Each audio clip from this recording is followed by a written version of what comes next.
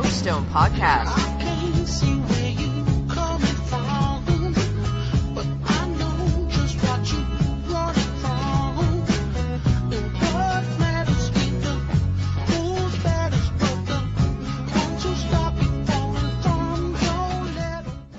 Coach Stone Podcast number 12. I want to thank everybody listening to the Coach Stone Podcast. I want to thank especially JC Hawks Radio, JC Hawks Sports Network, and BJ for letting me do this. If you want to listen to any of my old podcasts or anything else about football tips or blogs, you can visit my website at CoachStoneFootball.com. Also, if you want to listen to them on iTunes, because a lot of my viewers are asking about iTunes, if you go to iTunes, look under JC Hawks Radio, you can hear all the past podcasts, and then after this one is done, you can hear it the next couple days after that. So without further ado, my guest at this time is a legend. I consider him a legendary coach. We've talked a couple times on the phone. He's probably going to make fun of me because I call him legendary. He's coached over 18 years as a head coach. He is 20 years in the education business, and that means he only has about 7 years left probably till he retires, hopefully. And he's also a well-known author with his book, and we'll talk about that, Coach Randy Jackson. Coach, are you there? Yes, sir, Coach Stone. Appreciate it. Yeah, the legendary just means you're old, you know. So, all right, we'll just say great. Yeah. We'll say great. We'll say great instead of legendary. That's awesome. But honored to be here, and really honored for you to have me on. Well, Coach, thank you so much. I totally appreciate it. We're going to talk about your book a little later, about the book with the Culture Defeats Strategies, lessons, 7 lessons on leadership from the Texas high school football coach. I don't want to steal your thunder, so let's just do this, Coach. The game plan is very simple with the podcast. We'll start with the pregame. You'll talk about yourself, tell everybody how to follow you on Twitter, go to your website, things like that. After that, we will kickoff question, and then after the kickoff question, we'll have a first drive question. We'll go in at halftime, have some water, come back out, and then we'll do the kick return question, a second drive question, 2-minute warning. I can't wait for that because, reading your book a little bit, my 8-year-old and 11-year-old started it, and they said, Dad, this thing's awesome. So I'm trying to get it done, but like we talked about, I'm trying to get my book done. So I got 2 things at once I'm trying to do, and you know how it is, juggling stuff. And then we'll have the end of the game if we don't have overtime. So that's the layout of the podcast, Coach. Are you all ready to go? I'm ready. All right, perfect. So pregame is this. Coach Jackson, tell everybody where you're currently coaching. Tell them a little, tell them about your record. I already gave out how many years you've been head coach. But the floor is yours. Tell them how to get a hold of you, go visit your website, all that stuff. It's all you, Coach. Go ahead. Okay. I listen to a lot of podcasts, and the worst part about the podcast, honestly, to me, is the beginning when people tell about themselves. So I'm going to go really fast. Just for you guys listening, my dad was a coach for 41 years, and I've coached 28 years, and I believe it's the most honorable profession in the world. I have a heart for coaches. I wrote this book called Culture Defeats Strategy so my grandkids would have some way to remember me by. I thought I'd sell about 100 copies, and I think it's resonated with people because I wrote it not about me. I wrote it to help coaches build programs. So just real quickly, I'm at North Forney High School, and North Forney is 20 miles east of Dallas. We're 1,600 students in high school. We were 10-3 last year. We're an up-tempo team. We average 53 points a game. So I'm an offensive guy. So, but as great as that is, we would not have. We did. I mean, it was a neat season. They had never really won before, but none of that would have happened without a great culture. So I'm going to get into all that kind of stuff. I've been the head coach at several schools. I mean, I'm kind of a gypsy, but I get a little bit bored, and I go try to turn another program around. It's just a lot of fun to me to go in there and try to change the mindset and all. So my wife is a middle school math teacher. I've got a son that's a senior in high school who wrestles. I've got a daughter that's a junior in high school. So that's my family. And but what I'm trying to do, I probably have about 5 or 6 more years left in my career, and I really would like to eventually become like a culture consultant And so I speak at a few places. I'm going to be in Minneapolis, April 5th and 6th in Minneapolis. I'm going to be in Chicago April 13th. So I've been in Seattle, whatever. And so I enjoy doing that kind of stuff. You can find me on Twitter. It's at Coach Jackson TPW. I have a website, CoachRandyJackson.com, and I put out a blog every 2 weeks called The Culture Factory, and I really just talk about things that we do in our program now. And I think I respect everybody that's in this deal, but like Coach Stone and myself, people that are really coaches trying to do this stuff, I think is rare. You have a lot of leadership people and a lot of people who are culture coaches or whatever who don't really coach. So this blog is about things that we currently do at North Forney and things I've used in the past, and it's just program building kind of stuff. So if you're into this kind of stuff, you can get on my website and it'll have a way for you to subscribe to it. But my career record's 150 and 64. And I really don't think it's I think what we do better than most is we're very intentional with our culture. We do leadership development every day. I tell my parents it's a leadership development academy that happens to play football. And so that quickly, probably this wasn't as quick as some of you guys would have hoped, but for a guy that's done it 28 years and all this stuff, it's about as fast as I could do it. And so, y'all, I love coaches. I have really a heart for this profession. So email me if you ever have a question or just want to discuss something. It's CoachRandyJackson@gmail.com. Perfect, Coach. That's awesome.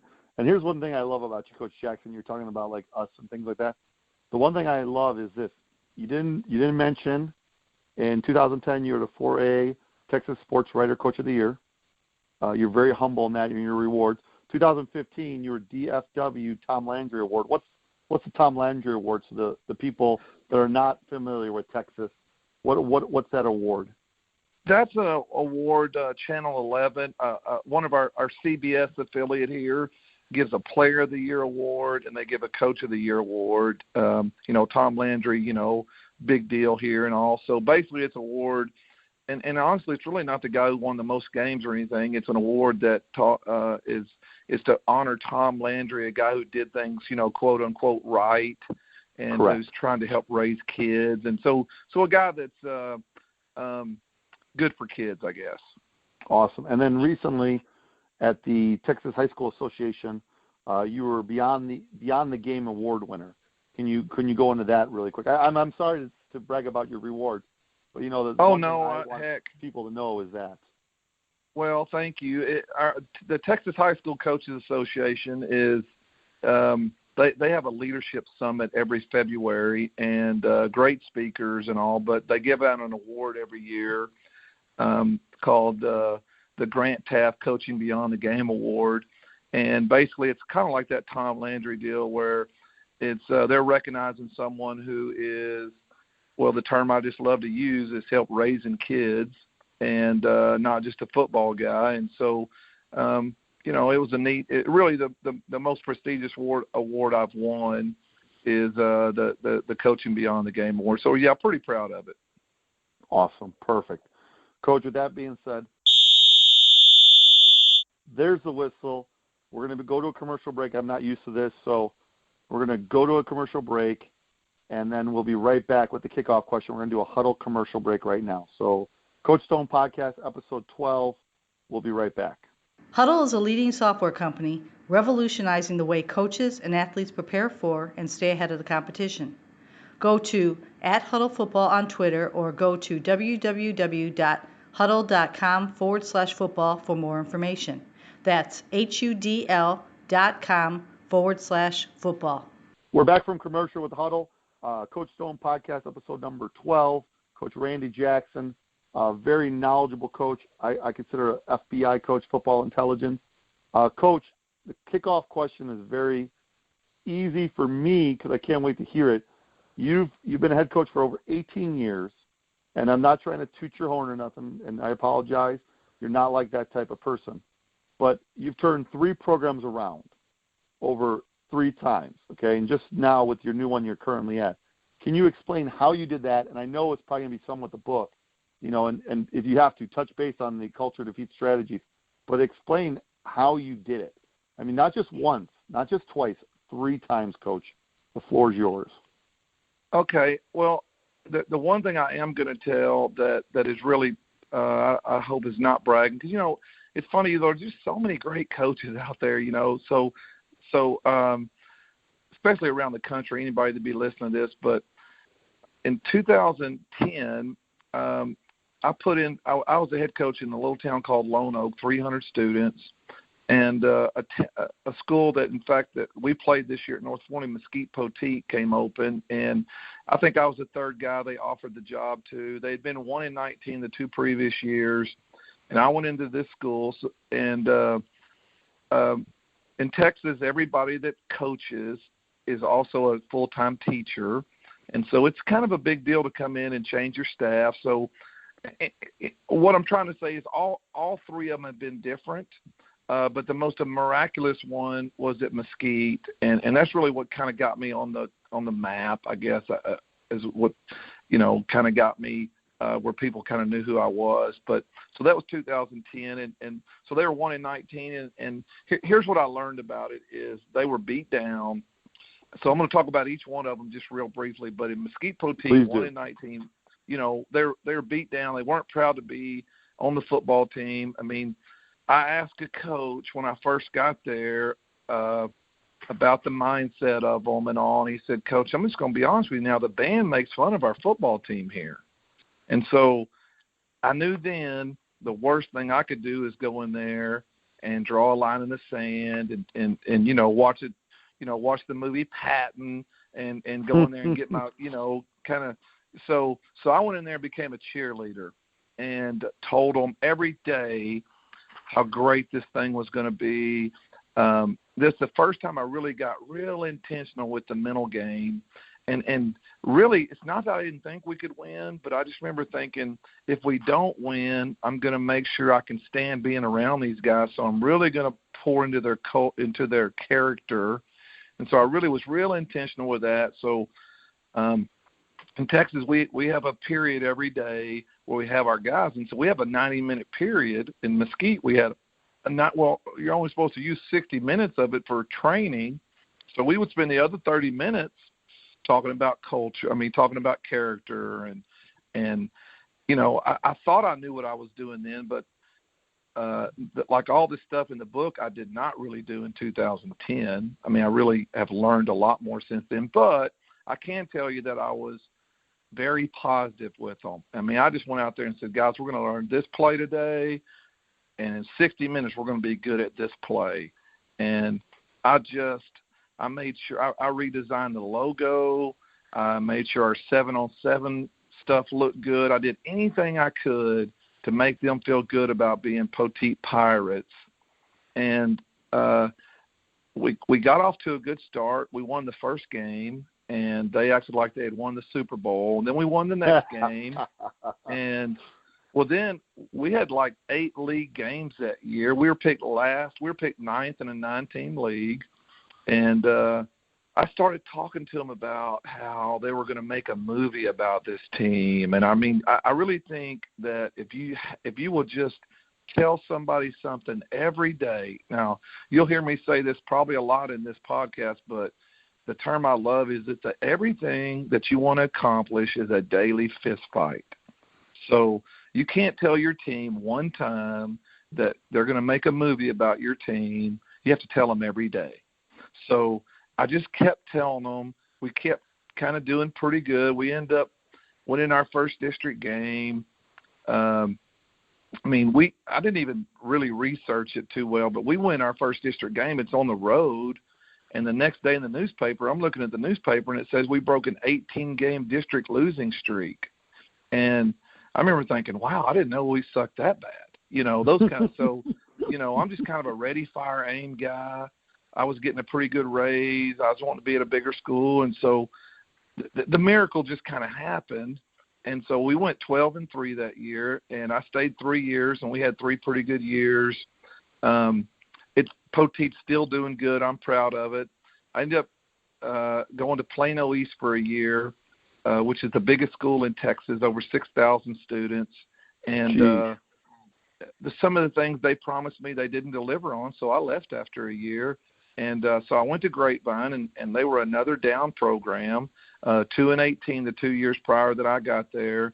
And I did it different there. I didn't go in being a cheerleader and all. I didn't go in there. I went in there and worked them pretty hard, and we went 3-8 that first year.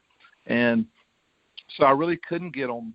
I mean, I had a kid tell me the very first, I'd been there 4 weeks, and a kid tell me he was going to miss the first 4 days of spring practice because he was going to lifeguard. And that's just not how you do it. And so there was a big mental shift that I had to make. And so when the season's over with, I went to the superintendent's office. Again, we were 3-8. We weren't very tough. And I showed him up one play of a running back who 4 kids could have maybe tackled him, and none of them dove at him. So I said, "Hey, listen, I can fix this, but it's going to be tough. I need to know if you're going. This is a more white collar school, a little bit more affluent, and I didn't know if they have the. I hate to say it, but the fortitude really. And so he said they were good. I had 25 kids quit off season that year. I mean, it was glasses was breaking, babies were crying, there was gnashing of teeth, and it was Armageddon. And so, but we turned it. We went 8-3 the next year. Then we went 10-2. Our guys were tough. I'm very proud of what we did there. And so it was more the traditional turn where you do it through off season. We had a wrestling program here. We wrestled them. Really, really changed their mindset. And then this job came open where I am now at North Forney. And when I got there, I kind of felt like some of the players were privileged. Now, it's more of a blue-collar town, a little more rural. But I think some of the players were prima donnas. So I went in there and drew a line in the sand. And pretty much, my first day there, we ran on the track and 15 kids threw up. So each place I've done it different. I kind of feel like you have to go in, you have to know where you're going. But I really do think that's one of the biggest skills of a head coach is to be able to go into a place, if you want to turn it around and not do it the same everywhere. You have to kind of do what's necessary. And I really am proud of what we did. And it was, again, a daily fist fight at North Forney. It took me just to get them to stand correctly with their feet all on the line. I know everybody listening to this isn't going to believe, but it took me about a month once I got them tired to stand correctly. And so, we just got out of boot camp this year. But last year, again, so here's how it goes really in most places in Texas. So when I got to North Forney, there was 13 assistants, and my principal said, "I need you to keep 4 of them." And so I did, and she was right. They were great. And so I released 9 of them. So, those guys have to go.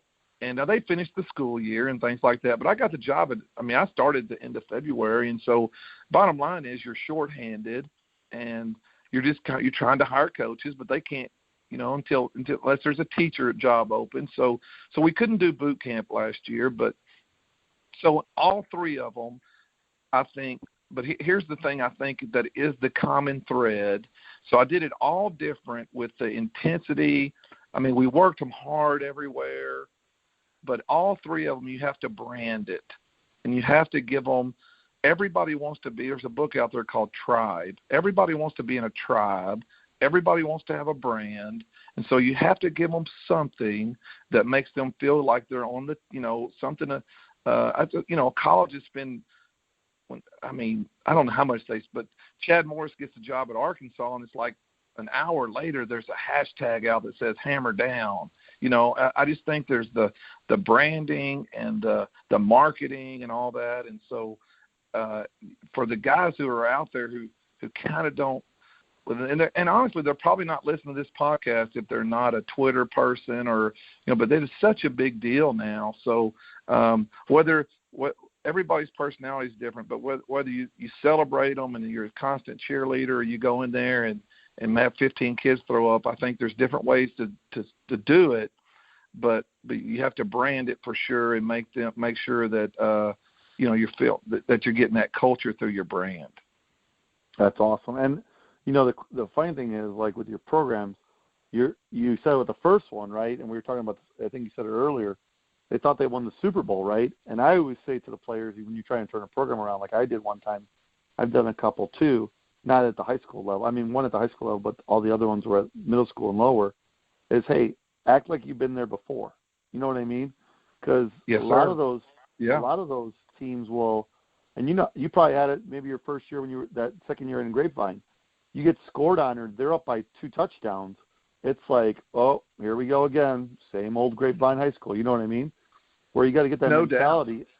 You got to get that mentality out of them and be like, listen, you running that touchdown, you hand that ball to that ref, be like, I'll be right back. You know what I mean? Don't say it like you said. It's like they score a touchdown or they score the first time, they take the lead in the first time ever. It's like, game's over. Okay, no, you still have another 60 more minutes to go, or 55 more minutes. You can't just score on the opening drive and think the game's over. Before we go to the next question, Coach, I do have to ask you this. Did you run the same offense for all the places you've been to since you started, or have you adapted? Because you know how, like, some coaches say, I run this offense only. Did you adapt your offense or change it, or is that okay? Yeah, well, we're always growing.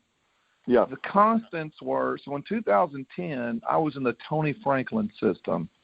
Are you familiar with it? He was at Cal and Auburn a little bit, in Kentucky. And so okay, yeah. That was huge for me. So basically it was the Mike Leach, the air raid stuff. Yeah. So in 2010, we were playing with tempo, and that was pretty new back then. So big advantage. But, we were averaging 28 points a game, but we were playing pretty fast. So we were spread, no huddle, and playing pretty fast. So that's been a constant. Now, we play faster now because we've learned how to play faster. When we got beat in the third round this year, we ran 101 plays. So we go fast. Yeah, and so for 12-minute quarters, that's really getting it.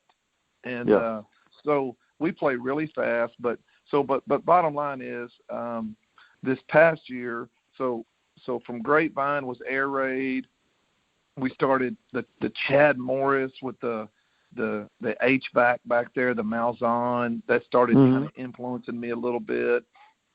And this past year we were more of an Art Briles, but again with a tight end and an H-back back there. And so I guess what I'm saying is there's been some constants as far as no huddle tempo. We don't have a run play that we don't RPO. We were really proud of this stat. We rushed for 277 a game and we threw for 271. So we're really balanced. So I guess the constants will be spread, no huddle, as fast as you can play, and then the probably the evolution would be more of a tight end, a little bit more of a 3-man service, some tackle over, things like that. So we're not near as Mike Leach now as we are, Chad Morris and Gus Malzahn. Gotcha. Now the one thing I had to ask you too, and I apologize, it's a question for me, and the viewers probably love this too. A lot of coaches that run the no huddle, right? And you are an offensive guy because just how you're talking, and you already said that. Do you as an offensive coach and with your no huddle, do you just try to make your defense super basic because the offense is so fast, or do you make it as, like you said, every run has an RPO and things like that? Do you try to make it very, like I know a lot of no huddle coaches, hey, we run a 4-4 cover 3, that's it, boom. You know what I'm saying? Or a 3-3-5 cover 3, and that's it. Like I'm just curious. I'm sorry. Well, we've got a lot of 2 platoon guys, so our guys don't go both ways much. Oh yeah, that's the question. Yes. Okay, yeah. There you go. So it's a little bit more of my defense coordinator is the head coach of the defense. Here's where we have to be on the same page. I laugh about this a lot. People who say you score too fast, I don't understand that comment. Here's our philosophy on offense. I'm sorry. Go ahead. No, I'm just laughing. I've heard that so much. When I get to speak at clinics, I say it all the time. But I say, if we score in 2 plays, I think the worst thing that can happen is y'all score, but they can't score and go. The worst thing that can happen is they score and then we're back where we started. But, we say a lot that if you don't score, if you're not trying to score. So we're going to play. I tell you, I'm kind of curveballing you a little bit here, but I've got a deal. One of our big philosophies at North Forney is to be unconventional. And so we onside 25 times this year. We went for it on fourth down 47 times. We faked an extra point 9 times. So we're playing pretty aggressively. But one of the great things we did was on the coin flip, we're going to take it every time, and we're going to try to score as fast as we can. So in 13 games this year, we scored 9 times on the first drive, and 8 of them were in the first minute. So that's awesome. 8 times this year, it's 7-0 with 47 minutes left in the game, and so that's our philosophy. So if anybody listening to this podcast is so just for people to know, we're not only are we up tempo, but hey, 3rd and 8 is not a passing down for us. It's we might run it. It could be, but 4th and 3, we're going to go for it. So that's very smart. Just a big philosophy thing for us. The biggest thing I always say is this, and in my Back to the Basics manual that's coming out, in next month or this month, is I say in the book in special teams section, why even if you don't have a long snapper, then just go for it on 4th down, because I've seen it all too many times in every level from youth all the way to college. If you don't have someone to long snap, how's the punter going to get the ball? You know what I'm saying? Correct. Unless you want a shotgun snap to the PP and then flip it back to the punter. That's the only way you could do it, right? You listen, like you said, 3rd and 8, that's an any down for you. Where a lot of teams, they always want to pass, right? Or run some kind of trick play or something like that. That makes sense. Yeah. So it changes your whole philosophy of, and we ran the ball quite a bit this year because we know we'd go for. If we're on at least on the 35, we're going to probably go for it. So for us not to go for it, we have to be on our own 25 or something like that. But so it allows you. It's so much easier to call plays. 2nd and 10, you don't have to throw the ball if you might go for it on 4th down. Correct. And it helps your play call sheet a lot. So Coach, it makes it a lot simpler. Yeah. With that being said, there's the whistle. What we're going to do before we go to the kickoff question, we're going to go to a commercial break for the Go Army Edge app. If you haven't got the app yet, the listening audience, definitely download it. It's free in the United States. You can download it. It's going to be coming soon to another country. We'll announce that later. But it's a free app where you can play it. You can drop the play and then hit the 3D button, and then it looks just like Madden. So we'll go to a commercial break, come right back with Coach Jackson and a kickoff question. Go Army Edge Football is a free game-changing app that allows coaches to draw their plays with X's and O's and then get mental reps from the first-person perspective or any position on the field with real-time 3D graphics or virtual reality. Go Army Edge Football comes preloaded with many example plays and drills for concepts such as formation recognition and RPO reads. Any coach in any system can benefit from demonstrating in Go Army Edge Football, and every player can become a better football player with extra reps in the app.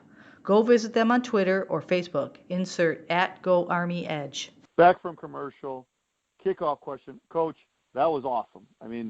What you just said with turning the program around. Now, let's do this. Your website you already talked about. Please make sure you announce it again. And also, your book, Culture Defeats Strategies. Like you said, the first time you turned the program on, you didn't quite use the book. And then please tell us when you actually wrote the book and what made you write this book for people to know. Because I know a lot of coaches, like some coaches have called me crazy for doing a drill manual. They're like, ooh, don't give all your secrets out. But then, like you, this book, if you don't follow the 7 lessons, you're not going to be able to do the culture that defeats strategies. So, Coach, the floor is yours. Promote your website. Promote your book. It's all you. Okay. Yeah, and I've had people, funny you say that, I've had people say, why would you write a book that tells everybody your edge? Because I do think what we do is an edge. But I don't know who I heard say this, whether it was P.J. Fleck, it was somebody like him who said, hey, I will tell anybody anytime about culture, about how, because unless you're willing to do it every day, it's not going to work. And so, honestly, like, I wouldn't get up here or anywhere and tell them how we pass protect or, you know, give them the keys to the – but culture is a daily fist fight, and we have so much time. So here's how we do things in our program is we have 20 minutes a day where we do leadership development time, and I think it's just the best thing that we do where we can kind of, quote, brainwash them a little bit. But so in 2010 was the first time I ever said, it's really the first time I had that 30 minutes a day built in. I don't really have that here as far as in our schedule, but bottom line is I saw the benefit of it, and so I've continued to do it. In 2000, when I went to Grapevine in 2014, we were 3-8, and I've been at that Plano East for 1 year and wasn't happy. Went 3-8 in Grapevine and wasn't happy, and so I don't know if you can relate to this or not, but I needed something. You know, I needed to be re-energized. I mean, I wasn't wanting to get out of coaching or anything, but I heard a guy speak at our athletic in-service named Brian Kane. And Brian works with TCU baseball. Brian's kind of more of a baseball guy, but he worked with SMU football and Chad Morris, and he's working with them up in Arkansas now. He works with the MMA fighters. He lives like 5 miles from me. So I heard him speak, and again, it's the summer of 2015. I didn't even know what a podcast was. And so I hired him, and he comes to my field day, and I talk about all this in the book, but he starts really showing me how to really like do core values, and he really drew back the curtain for me, and it changed me. And so after probably being around him about a year, he said, hey, you ought to write a book. And I kind of chuckled, you know, and I said, man, I've never won a state championship or anything, and he said, no, write it about your core values, make each chapter a core value, and people need that kind of stuff. And so, and when you think about it, when you go to coaching clinics, people aren't really talking about culture. They're talking about the newest RPO, and so I think really is what is.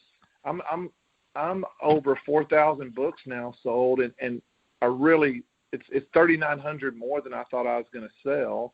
And what I love about the book is I decided to make it about my audience because I knew nobody wanted to read about Randy Jackson, and I still believe that. I don't think anybody wants to listen to this podcast, right, and learn more about me. So what can I do to help your audience? And that's how I feel about the book. I mean, I really have a heart for coaches, and so somebody can take this book, and it really made me proud when he said your kids enjoy a little bit. You know, you can take this book, and there's 2 or 3 things you can add to your program. I don't care what sport it is. I really think that people in the business world could take it. Like here's a great example is everybody listening to this, they probably at least 2/3 of them have core values with their team. Okay, and so I had core values, but I'm the one who made them up, and I posted them on the wall. And so now I've learned, and I think the business world doesn't get this, unless your people have a chance to help come up with those core values, then it doesn't mean anything to them. So what you're you're in with. So for you guys out there listening, if your players didn't help you create these core values, you need to start over. And yes, that's good. So, and here's even a step further is you can't go in. So at North Forney, the first day I was there, I didn't say, because I'll make a Google form and I'll say, I want you to give me 3 words that you want our program to be known for. Well, if I'd have done that the first day, they would have given me words that I had no impact on. You know, I didn't influence them. So I was at North Forney at least a month talking to them every day about things that are important to me and what I wanted this program to be known for, and kind of got the brainwashing going. And then after a month, I put a Google form out. What are the 3 words? They gave them to me. We came up with the core values. And then for the next 6 weeks, we talked about them, and then we defined them. So there's really a lot to it that it's more than just what I used to do, which is come up with some neat phrases and put them on the back of a T-shirt. And so when I'll listen to a podcast and they'll talk about how the upper management will go off on a retreat and come up with a mission statement and all that. And I think, well, hey, the 4,000 employees didn't have anything to do with that. And I don't know how you let 4,000 people in on something, but I think you'd have to find a way. So anyway, so that was the premise of the book, and just the daily things that we do. So every day we're going to stand in front of our guys. I mean, they'll have a notebook. They have to take notes, and we're going to pour into our guys. And I tell them, we're going to help raise you. So, we're going to teach them how to shake hands. We're going to teach, I'm kind of getting ahead of myself, but I was going to write another book, and then I took this job at North Forney, and, that's got to be my priority. And so what I've decided to do is do a blog every 2 weeks called The Culture Factory. And what I've done there is I'll take things that we're doing in our program and I'll write about it and put it out every couple of weeks. So like the last 2, I just put one out today. Actually, it was emailed, and it was part 2 of a character lesson or a leadership lesson on body language and eye contact, which I think is desperately has to be. Nothing just happens. Your players aren't going to have great body language and eye contact unless you teach them how to do it. And so it's really a great lesson. I put the PowerPoint in there where people could download that, just those kind of things. So for me, Coach Stone, my deal is I want to help coaches, and I think this is the most honorable way to do it. I think that, I could talk to people about our offense, and that'd be great, but that's not helping to raise kids. I love our onside kicks, but that's not really helping and none of that's really going to change your program. You're not going to turn a program with onside kicking 25 times. You're going to change a program with pouring into them and having a great culture, and those guys, for me, culture is defined as thinking the same, speaking the same, and acting the same. And so that's really my priority. And so that's what that book is about, Culture Defeats Strategy. That's what the Culture Factory is about. And honestly, that's what my next book will be about. That's awesome. Hey, I love your point, too, how you said, I love it when I go. Listen, I love going to Glaciers. Don't get me wrong. I love them to death. I love going to the Naked Me one. too. I love Me going too. over. Here's the thing. This is the one thing I laugh at, though. You have other coaches that are like, we've been down the block, right? We've done it. We bought the T-shirt. My dad would always say, right? And I love what you said earlier about you adapt and overcome. You didn't really say adapt and overcome, but my dad was a former Marine. Even though he's still a Marine, even though he passed away, and you're adapting to your situation. Does that make sense? And your Yes, book with your values, I love it because in the book. So anyone that wants to pick up, I'm selling your book, even though I've only read a couple pages, right? But I like how I was looking through it and things. What's your website again if they want to go buy a book, Coach? Give that to them again. There's 2 ways to buy it. CoachRandyJackson.com. And I'll just be totally honest with everybody. It's CoachRandyJackson.com. And then it's going to come to me. I'm a one-man show. I'm going to put it in my mailbox the next day. And you're going to get it about 5 days later. You can get on Amazon, and you're going to get it a little quicker, but it costs a little bit more on Amazon. So there's 2 different ways to get it, CoachRandyJackson.com or Amazon. Perfect, okay.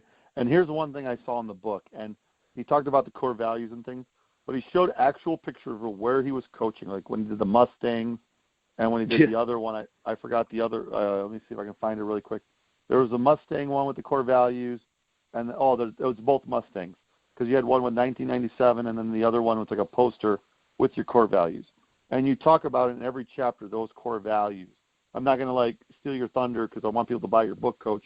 But the one chapter is like energy and tempo, and the one thing I like what you said, thinking, speaking, and acting the same.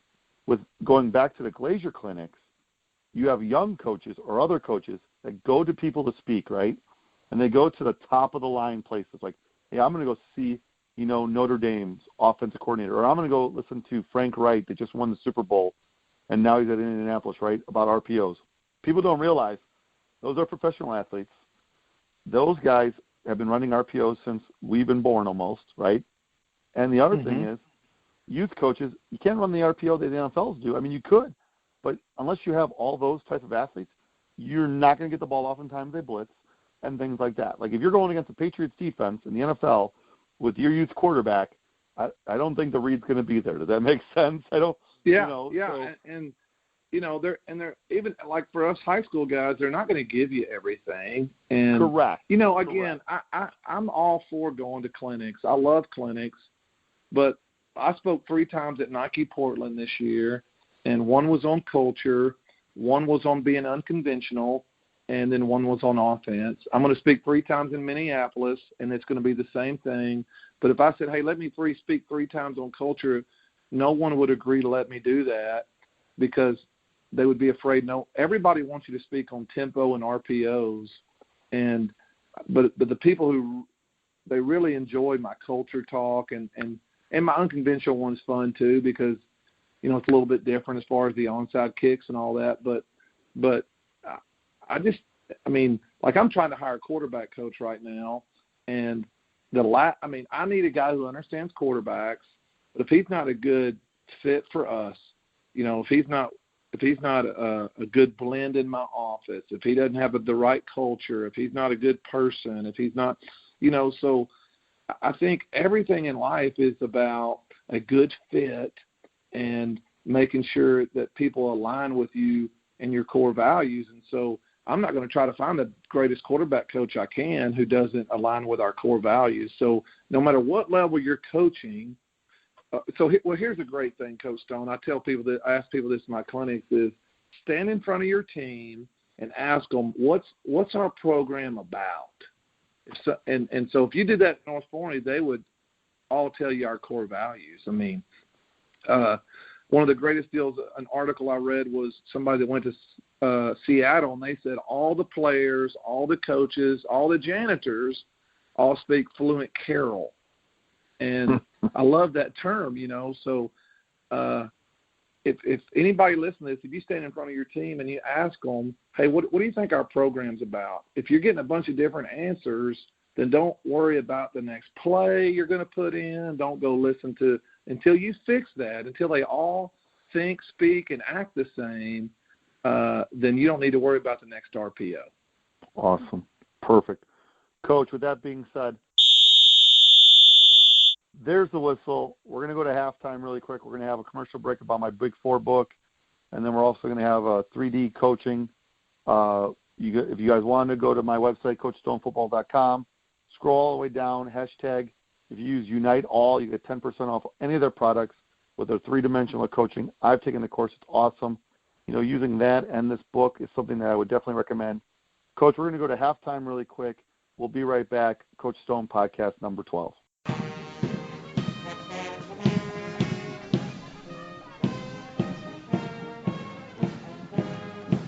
What legacy will you leave as a coach? The 3-dimensional coaching framework empowers coaches at every level to fulfill their transformational purpose by helping them become fundamentally sound, skilled at coaching the mind, and focused on developing the heart. Are you needing to take courses to meet professional development or recertification requirements? If so, check out the different online 3D coaching course offerings at 3dinstitute.com. You can even take the 3D coaching course for 3 graduate credits. Make sure to use the coupon code UNITEALL to save 10% on your entire cart. That's UNITEALL, no spaces, all one word, at 3dinstitute.com. The Big Four, a physical education book written by Coach Anthony Stone, can be purchased through the following locations: Amazon, iTunes, BarnesandNoble.com, and Kobo. Brunch, $30. Hey, that's okay, Wendy. That was a good carry. You're still the man. You're the man. Latte, $4. Shake it off, Johnny. Rub some dirt on it. New piano, $3,000. All right, guys. They're not saying boo. They're saying movers. Supporting your team. Priceless. All right, Bobby. You still got the best arm in the neighborhood. There are some things money can't buy. For everything else, there's MasterCard. This is BCAP, right? We're back from halftime. Coach is back from halftime. We thought we were excellent in Owen, so I begged him for some football IQ, because I know you guys want to talk about that, because like Coach said at halftime, like a lot of coaches, they want to hear that stuff. So he was very gracious of doing that. But before we do that, Coach, your speaking engagements again. You said April 5th, you're in Minnesota, correct? If Yes, you sir. go to your website, you can see everything, correct? I think you have an Correct. event Yeah, tab. there's a calendar there where it'll show you where I'm going to be. Perfect. So, like in Minnesota, which is it? Is it a high school? Is it a Nike clinic? Is it a Glacier clinic? What is on April 5th? It's the Minnesota. It's the Minnesota Football Coaches Association, and so it's kind of tied in with the University of Minnesota Spring Clinic, or spring practice. So basically, it's the Minnesota State Football Coaches Association that has an annual clinic in early April. Perfect. And here's what's really funny before we go to Chicago. It's PJ Flex out there, right? It's amazing, right? It's amazing. You said you sold over 4,000 books of this thing, right? I have my book copy here, and I thank you very much for autographing. My kids are like, Dad, you're becoming famous. And I'm like, yeah, I'm not really, son. I'm not. It's Coach Jackson's a lot more famous than I am. But he goes, everybody was all about roll the boat, right? Roll the boat. When he was at Western Michigan, roll the boat, right? But people don't realize you were doing this with the culture stuff.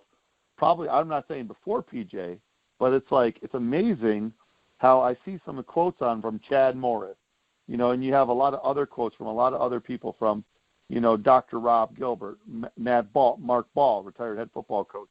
A lot of key people in other states or Oregon and things like that.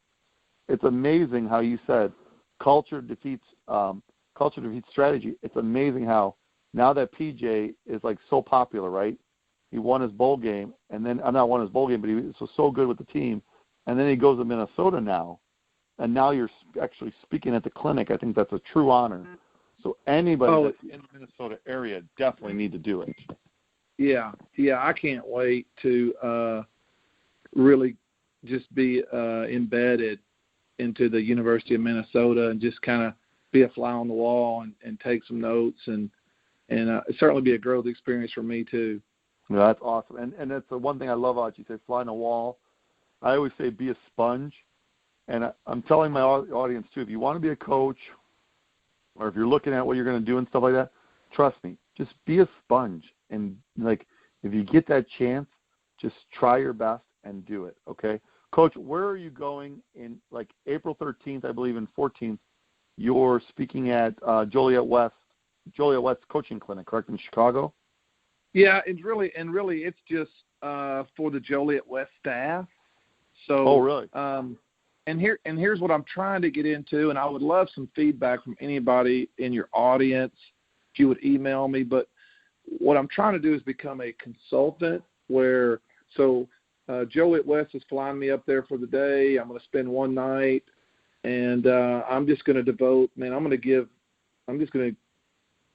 serve them for the day. And I really think that, for the money, they're going to get a good deal out of it. I'm just going to serve them and help them as much as I can. And so I'm trying to get that figured out. But I also think through Skype and things like that where someone could Skype me, and I think I could help people all over the country with core values again, once you read the book. So if anybody out there is interested in that's my heart. That's my heart is to serve people. And we have guys that visit our campus all the time. But what I'd like to do is kind of get in some kind of consulting, and I think through Skype it'd be real easy to do, and I think that I could benefit people. So that's my next step is I still always want to speak at the Nike clinics, and I'm speaking at a 6-man convention in July in Wichita Falls. I always want to do that, but I also would like to figure out how to get into the consulting deal, and whether it's through Skype or just personally, serving Joliet West for the day. So if anybody has any experience with that, any advice, I would appreciate that. Yeah, and what we'll do is at the end too, Coach, when we post this podcast, we'll definitely make sure that you have your email, your Twitter, and all that stuff. We'll talk about it at the end too. And here's the other thing, Coach. If there's any overseas company that you're looking to bring somebody, I'm highly recommending Randy Jackson for the culture side. I mean, at the end of the day, honestly, we got back to the basics. We have a kids camp. We have a football camp. I could do the camp for the kids or the players. Coach Jackson could take the coaches in the classroom. So we could get a 2-for-1 deal there, Coach. We could just build a football empire. You do the culture. I'm the rah-rah coach with all the drills and things, and we're all ready to roll. And then what's going to happen. You're talking about special teams. We'll talk about special teams later. You like the onside kick. I like the onside kick. I'm always one, I like to defer because I want my defense to make a show, and then we score. So we're already up 2 scores in the second half. You are pretty much, you're like, hey, guess what? Go ahead, defer. Please defer, because that's what we want, right? It's just more of that, hey, if you're not trying to score, you're not going to score philosophy. And correct. I mean, we won a game 70-65 this year. That's not how I want to play football. That's the first time it's ever happened to me. So we still want to play good defense. I mean, I'm not trying to win games 50-40, type of scores, but offensively we are certainly going to attack. Awesome. Perfect, Coach. So here we go. Coach, there's the whistle. We're going to make that the kickoff return question. I'm sorry. Let's go with the second drive question, okay? Your unconventional coaching you talked about, and I wish we could just talk about culture the whole time, but I know some of my audience members are going to want to, I don't want you to be bombarded with everything like, how do you do this, how do you do that, how do you do this. If you want Coach Jackson to come and you fly him out and everything, he can teach you about culture. He can definitely teach you about football IQ with everything he's done. But here we go, Coach. Unconventional coaching, like you were talking about earlier, and that's not a bad thing. That's a good thing. Explain to the audience what you do, because honestly, you're like a gambler in a way, and I love that because I like to do that too. So explain to the audience what you mean by that. Well, the floor is yours. All right, so I'm going to try to tell this story really fast, but in 1967, the biggest rock group in the United States was the Monkees. Okay, so the Monkees, for guys my age, I can remember that little TV show they had and all. So the Monkees were bigger than the Rolling Stones and the Beatles combined, and in this time frame. So anyway, they needed a warm-up act for their upcoming tour, and they hired a guy who no one knew. He's a little bit different. And the first night he came out and he performed, and after about 6 or 7 songs, they started booing him. The next night, after 5 or 6 songs, they started booing him. The next night, after 4 or 5 songs, they started booing him. And eventually they started, even without social media, the word started getting around. And after about the 6th night, the 6th time, he walked out on stage and they started booing him. And so he quit the tour, but he didn't change. So I'm telling my son, who's 18 years old, about this story, and he had no idea who the Monkees were. No clue. But the warm-up act guy who was very unconventional was Jimi Hendrix. And my 18-year-old son, yeah. So my 18-year-old son knows who Jimi Hendrix was. So I think that is a way to put it in perspective. Another way to put it in perspective is in the last 200 years, every war that's been won by the underdog, most of the time they did it unconventionally. So I think that's a huge stat too. So we talk in our office all the time, and I'm talking about in the last 200 years, every war from the Revolutionary War or whatever that's been won by the underdog, 66% of the time they were unconventional and they had a bigger why. So the bigger why is culture.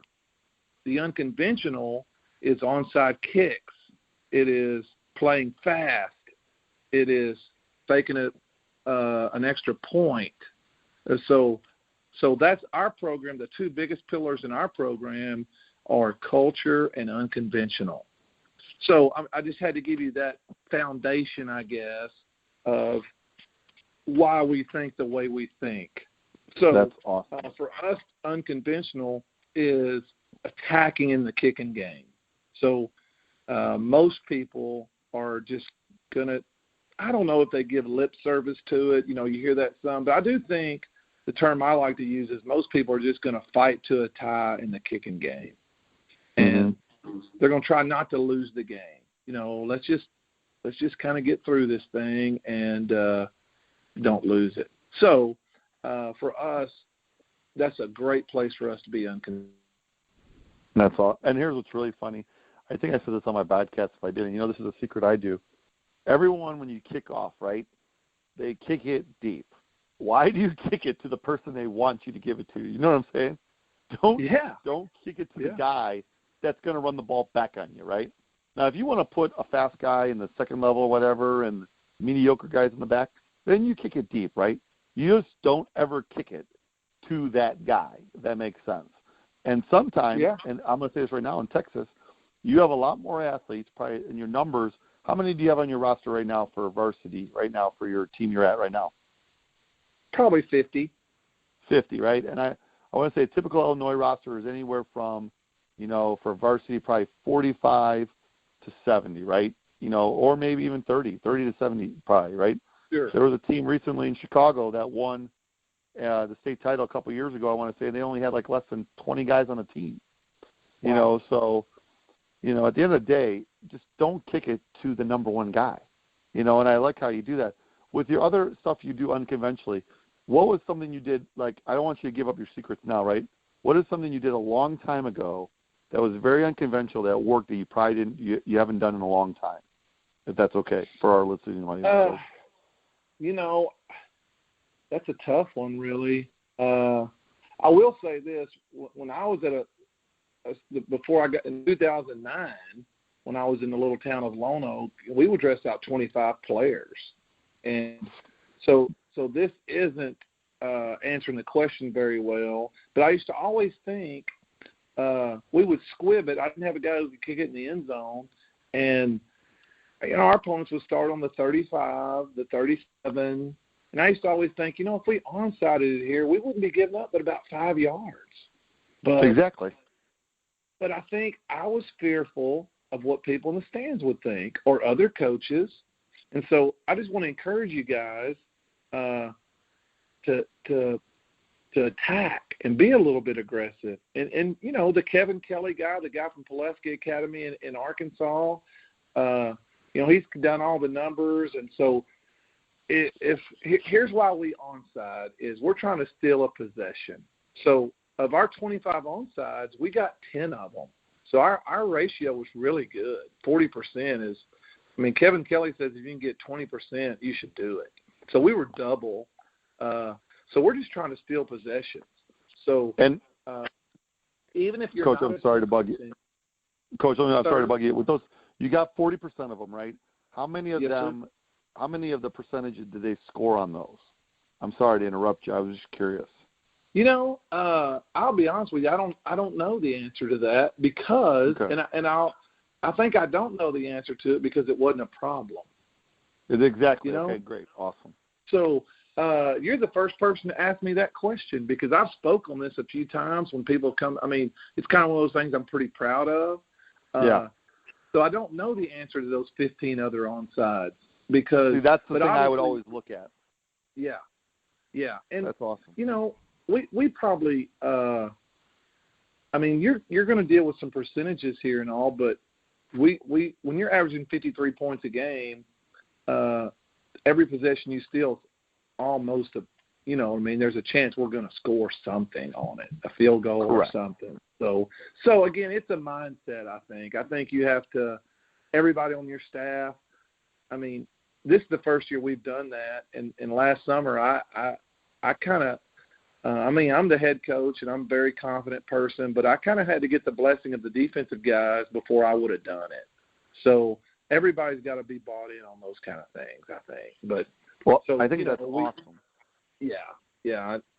you certainly want everybody to feel like they have some ownership. Kind of like what I said, what you're in on, you're in with.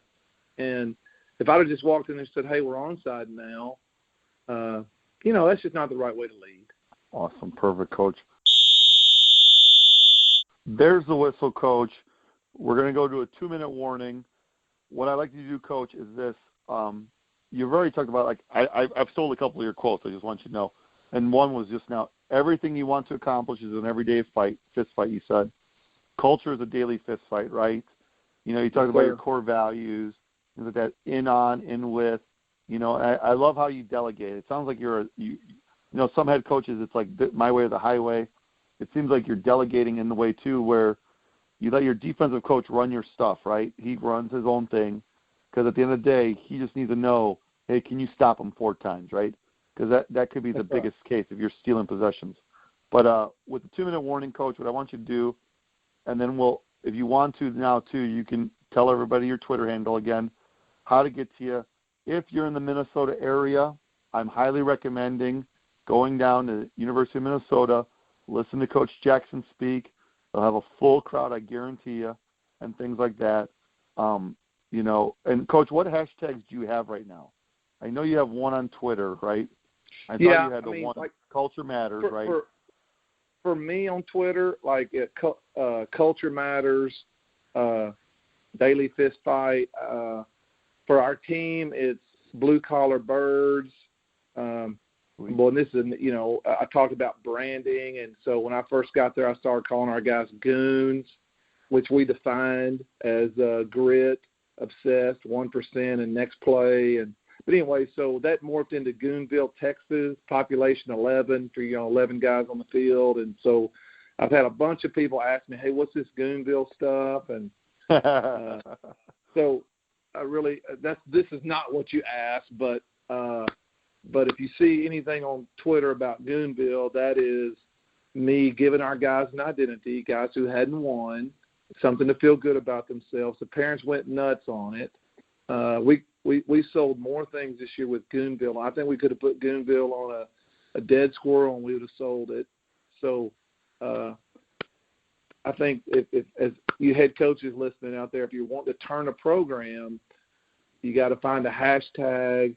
You got to find something to bind everybody together, and you got to let your kids kind of be in on it a little bit. So, but anyway, yeah. So I'll be speaking next Thursday, April the 4th, I think it is, and then on Friday, April the 5th, I'll be speaking twice, and then I'm also involved in a roundtable.